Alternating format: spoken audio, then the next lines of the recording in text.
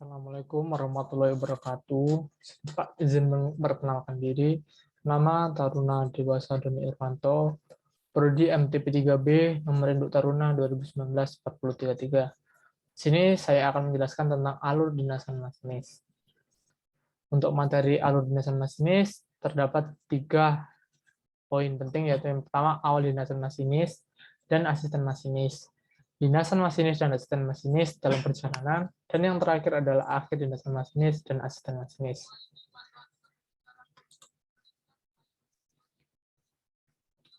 Pada saat awal dinasan, masinis dan asisten masinis hadir dan lapor di kantor unit pelaksana tugas atau KUPT minimal 45 menit sebelum jam kereta api yang akan dinaskan. Selanjutnya, masinis dan asisten masinis melihat dan memastikan jadwal dinasan sebagai masinis atau asisten masinis. Yang ketiga adalah mengisi daftar hadir. Yang keempat adalah melihat, membaca, dan memahami pengumuman dan instruksi yang terpampang pada papan pengumuman KUPT mengenai peraturan atau instruksi yang terkait dengan tugas. Yang kedua yaitu pengumuman lain yang terkait dengan operasi perjalanan kereta api. Selanjutnya, masinis melakukan pemeriksaan kesehatan dan mendapatkan surat keterangan sehat serta melaksanakan asesmen singkat. Awak sarana yang tidak memenuhi syarat maka akan diganti dengan awak sarana cadangan.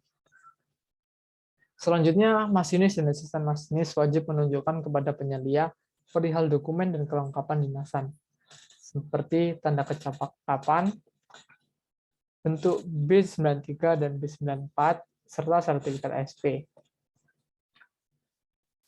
Surat keterangan kesehatan, arloji, suling mulut, dan senter, serta wajib menonaktifkan handphone saat memulai dinasan. Selanjutnya, masinis dan asisten masinis wajib mengikuti asesmen singkat meliputi wawancara, tunjuk sebut semboyan, dan menandatangani surat pernyataan siap dinas.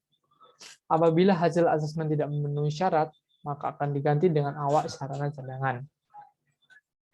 Masinis menerima surat perintah perjalanan dinas dari penyelia.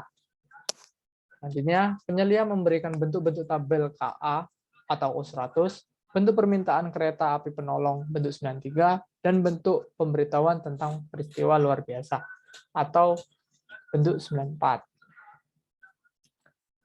Selanjutnya, masinis dan asisten masinis menuju depo lokomotif untuk melakukan serah terima lokomotif dengan PUL atau pusat urusan lansir atau pusat urusan sarana, terima T200 dan checklist gunung item, memeriksa kelengkapan inventaris, percobaan putaran motor diesel pada lokomotif, percobaan fungsi rem, dan percobaan maju mundur.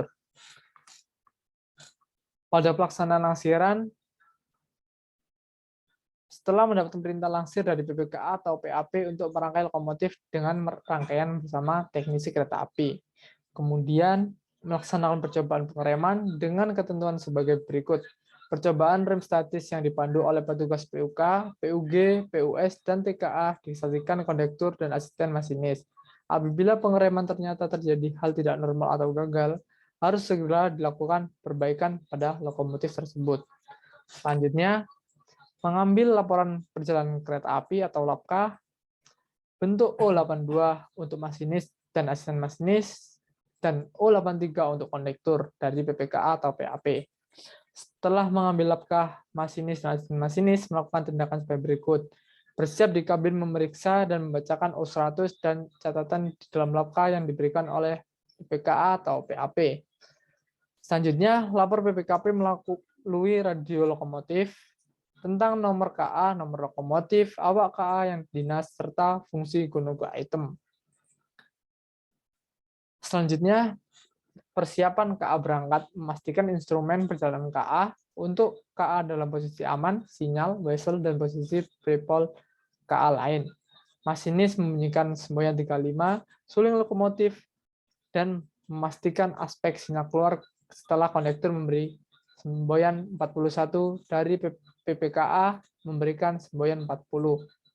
Bila KA tidak terdapat kondektur, masinis atau asisten masinis membunyikan semboyan 35 setelah diberikan semboyan 40 oleh PPKA atau PAP. Melakukan percobaan rem dinamis sebelum KA meninggalkan emplasemen dan memastikan pengereman rangkaian bekerja dengan baik.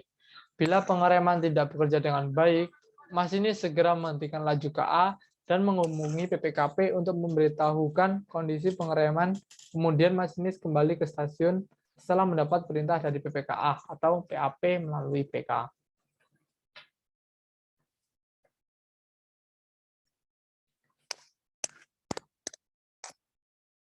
Masinis selama perjalanan,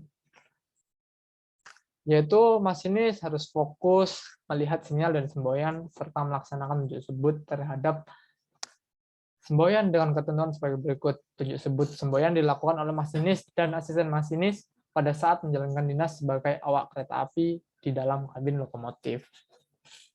Pada saat pandangan asisten terhadap semboyan lebih jelas atau tidak terhalang, tunjuk sebut semboyan dilakukan oleh asisten kemudian diulang lengkap oleh masinis yang mendengarnya setelah yakin melihat semboyan yang dimaksud diikuti tindakan yang sesuai dengan makna semboyan tersebut.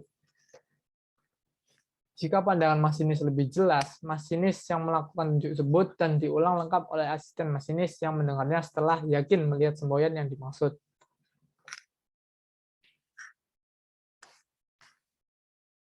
Jika semboyan hanya bisa dilihat oleh satu sisi, pihak masinis maupun asisten masinis, sisi yang tidak melihat semboyan harus memastikan semboyan tersebut telah ditunjuk sebut oleh pihak yang nampak. Bila awak kereta api melihat atau mendengar semboyan yang diperlihatkan secara bersamaan dan maknanya meragukan, awak kereta api harus segera meneriakkan awas semboyan meragukan, dan masinis mengambil langkah sesuai dengan semboyan yang lebih berat. Dengan semboyan yang lebih berat, maknanya, dan jika perlu, berhenti. Pada keadaan masinis melayani pengereman, masinis hanya melakukan sebut semboyan tanpa tunjuk sebut. Jika awak kereta api dalam penyebutan semboyan tidak sesuai atau salah, maka awak kereta api yang mengulang sebutan wajib menegur dan mengoreksi serta melaporkan kepada KUPT akan mencatat dalam buku pantauan penilaian tunjuk sebut. Yang kedua yaitu memantau dan memastikan indikator-indikator kinerja lokomotif berfungsi baik serta mencoba pengereman dinamis setiap 30 menit sekali. Selalu mencatat pada T200 bila mana terjadi gangguan lokomotif.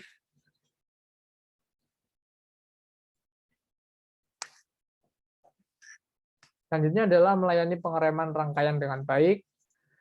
Selama berhenti di stasiun antara, awak kereta api harus memeriksa kondisi dan fungsi peralatan lokomotif untuk perjalanan berikutnya.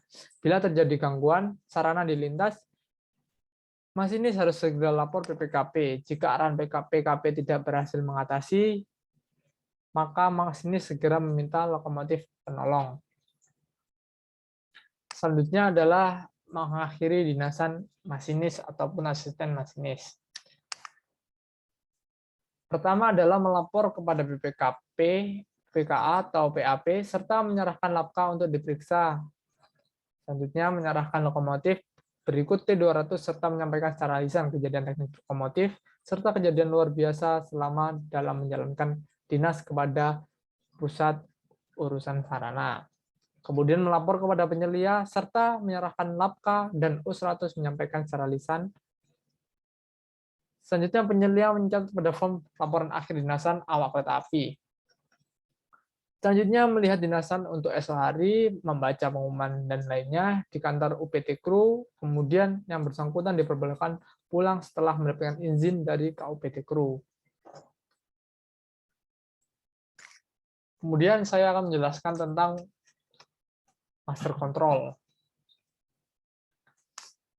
Untuk materi master control terdapat 5 poin, yaitu pengecekan eksternal lokomotif, menghidupkan mesin lokomotif, penggunaan deadman pedal, pengoperasian master control, dan yang terakhir adalah mematikan mesin lokomotif.